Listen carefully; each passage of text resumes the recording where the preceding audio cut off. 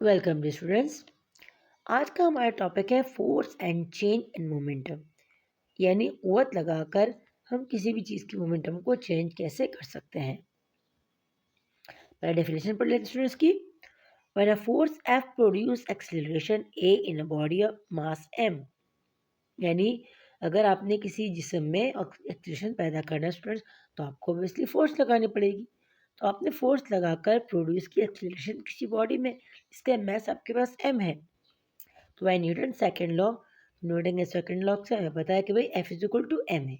यानी हम पिछले लेक्चर में डिस्कस कर चुके हैं कि तकरीबन मोमेंटम और जो न्यूटन सेकंड लॉ है तकरीबन सेम सेम ही है।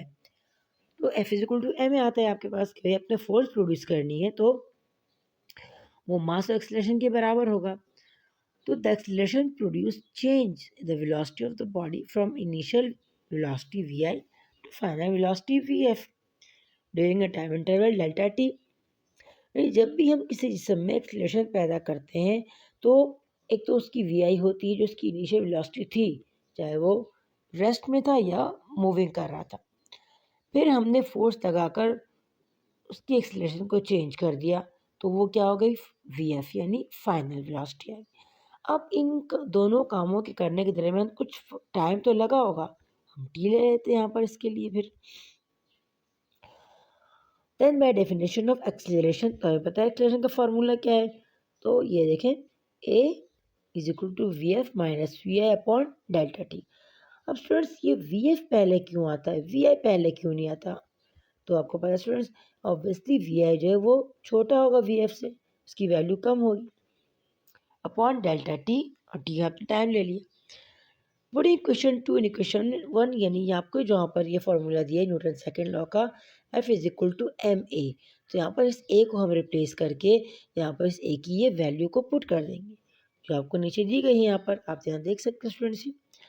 और अगर आप देखें यहाँ पर तो m को इस साइड पे बाहर लिखा हुआ है, अगर हम m को मल्टीप्लाई कर देते हैं अंदर ब्रैकेट से तो M V F minus M V I upon delta T.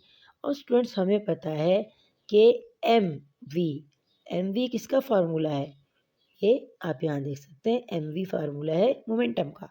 तो यहाँ पर जो फार्मूले में हमने एम वी को पुट किया तो एम वी की जगह हम यहाँ पर मोमेंटम लगा सकते हैं, यानी final momentum and initial momentum. तो यहाँ पर ये हमारा फार्मूला बन जाता है फोर्स के मोमेंटम से जो रिलेशन है उसके लिए। अब सिंस हमें यही पता है कि भाई जो डेल्टा पी है यानी डेल्टा जो मोमेंटम हमारे पास है वो बराबर है P F minus P I के, P F final momentum and minus P I initial momentum. हमने यहाँ पर इसकी जगह पी की जगह हमने डेल्टा पी लिख दिया।